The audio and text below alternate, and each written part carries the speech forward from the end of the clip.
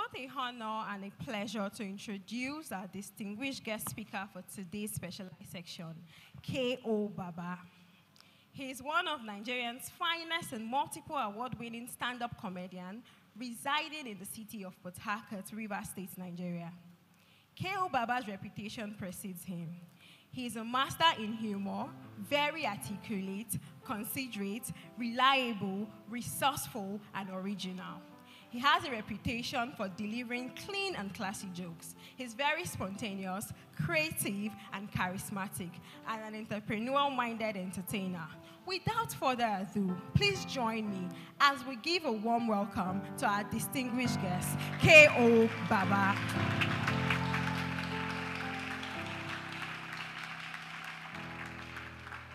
All right. Thank you very much, Kobaba. Thank you for joining us this morning. You know, every time, okay, let me say, first of all, I want to thank God and then thank the church for the privilege. So every time I go somewhere and you start reading these things, I don't know that you are reading big things that are even taller than me.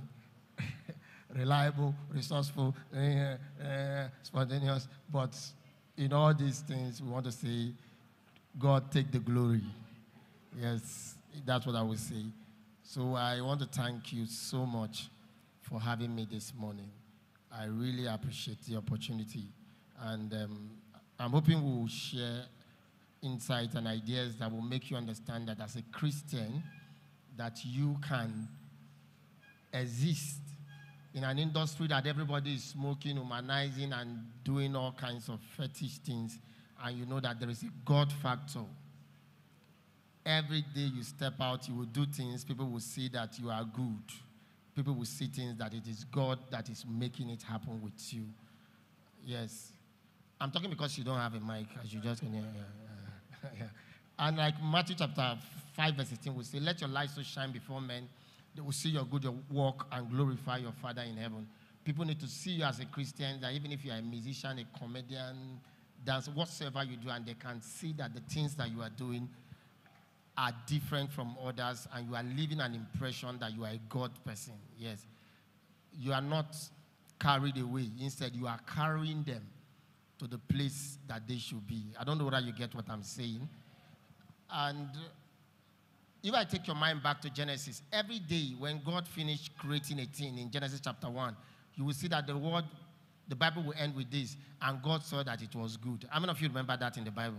First day, and God did what? Saw that. Second day, God saw that.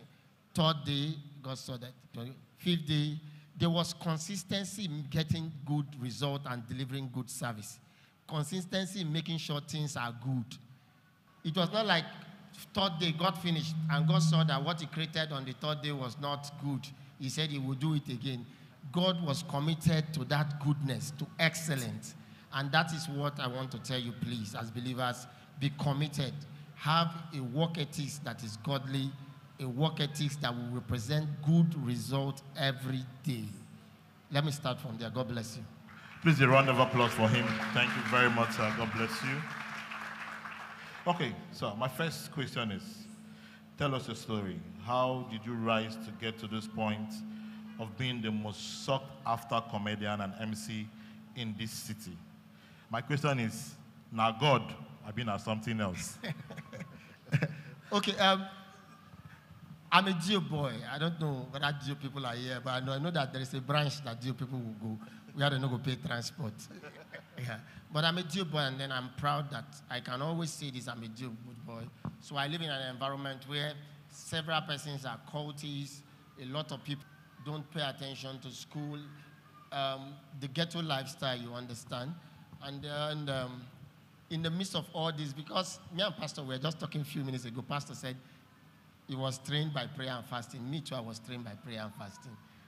My father was a pastor in a church. We live in the church compound, 30 Mole Street. So you must always attend Bible study, Thursday service, you cannot miss it. Children fasting on Saturday morning, children department, you are there. So it was like that. So I managed to understand that place of God and his goodness. So many years after, the people who are musicians in this place will tell you, you know your career that you wanted to be a musician. For us comedians, if you gather 10 comedians, 8 or 9 accidentally will carry enter. We just begin to talk, people, they laugh. And the day they give us 2,000 naira, we say, hey, they can pay for it. Yeah, I didn't know I would be a comedian. Yes, even if growing up, I went for a private hair, eye care something, yes. And Yewuna Obomanu was emceeing that event and making people laugh. I admired him so much. I took some of his jokes. So when we have something in our church or in our neighborhood, I would just crack the joke and be emceeing small. I didn't know I would be a comedian. I keep saying this. I didn't know I would be a comedian because I was even working in a shipping company as a radio boy.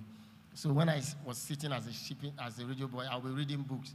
The first book I read was Zig Ziglar, Over the Top. I read almost all Ben Tracy books. Now, I read you at the radio, so as a radio boy, I would just be reading books. And yeah. When the company was having issues, I started emceeing.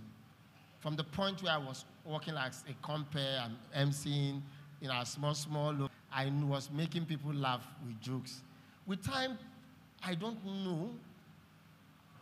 I am not the MC, but because I've made people laugh, they will still want me to come and talk small, make people laugh. And I was doing it for years. My first paid job was 3,000 naira. I went to MC a wedding at Air Force Base. The young man who gave me that plug, his name is Christopher Sikag. Wedding, then you find MC. I say, then go pay you. He said, I'm 10,000. He said, 10,000 for waiting. I said, no, 10,000. He said, 1,000. I said, no. Say, make them give me 5. He said, then I'm going to come back. 1,500. I said, I've been emceeing for years without collecting money. Yes, at the point I was doing motivational speaking, I was going to companies begging them, let me teach your staff, even if I was the dropout at that point. So I had the confidence that with the microphone, I said 2,000, he said 2,000, I said no, just add something. He said, okay, don't worry. I will talk to them, maybe I will add something, 3,000. I happily took the 3,000 naira. I went to MC the event, and I did very well. That's one thing I want to tell people. When you're growing up, you're growing your career, whether you're a musician, you're a comedian, you're a dancer, anything you do, even if you say you're a creative person, now off stage, like instrumentalist, when you get that first, second, third opportunity, don't play with it. Write this down. You can never have a second chance to make the first impression. Yes, you can make impression that a good impression after you mess up the first one, but the first impression, if the first impression is good, you will get other opportunities. So from that wedding, I had like 2 or 3 persons called me.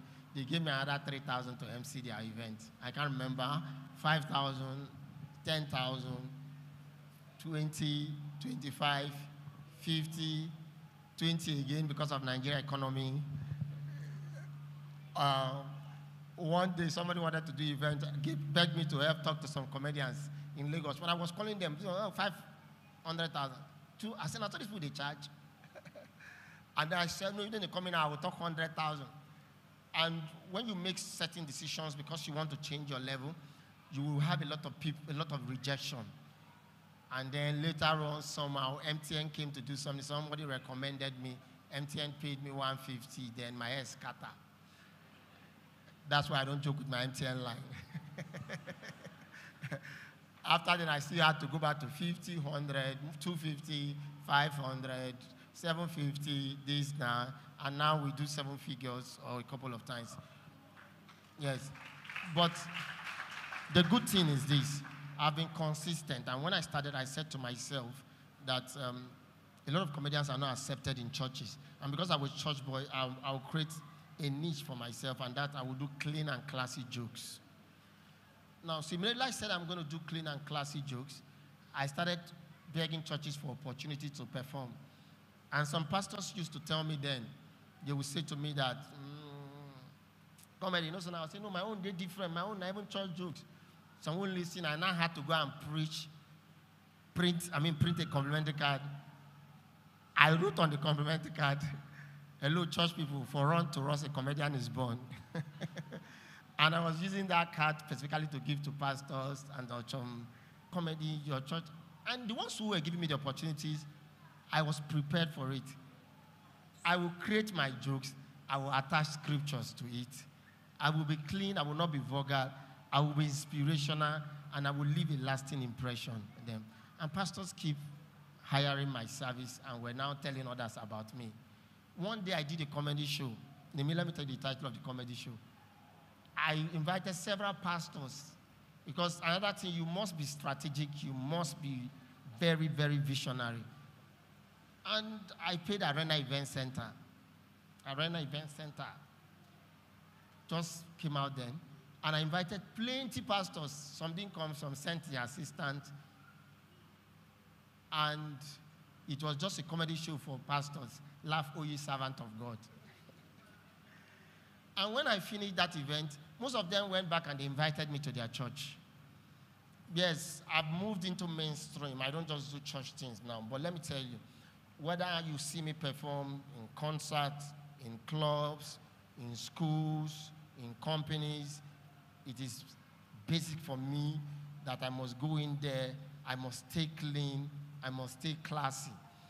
Whether I'm sitting with 10 of my colleagues, they are all smoking and drinking, everybody knows I am a bottled water and a Coca-Cola person. Why? The reason why it's like that is because I've also learned God's word, read books, develop the capacity to influence others instead of them influencing me. Take note. Take note. Take note. Proverbs 1 verse 10, he said, my son, when sinners entice thee, consent thou not. Whether we go for a show and they say, the ushers will come, we get how we arrange with them, before we now go sleep. Carry your own if you want to carry. I simply know that that is not for me. So the first thing I want to establish now, that in an industry where others believe that you must be diabolic, in an industry where others believe that you must be, if you want to do a comedy show, you want to sell out, what you need to do is arrange girls and tell most of the chairmen that you get the girl who goes sit down for your table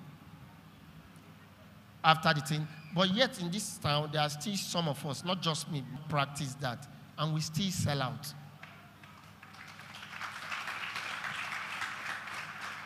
How many of you know EUI Event Center?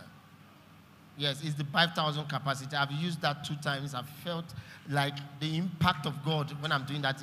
The hall will be filled to capacity. So I can go on telling you my stories. My story has to do with hard work, commitment, creativity. I moved from 3,000, and now sometimes I will say no to 300,000 naira. Yes, I lived with my brother in a 1-bedroom flat, and now I live in a 4-bedroom duplex, 2 parlor, and 5 toilets to shit anyhow. All right, thank you very much. One more time, please celebrate him. Celebrate him.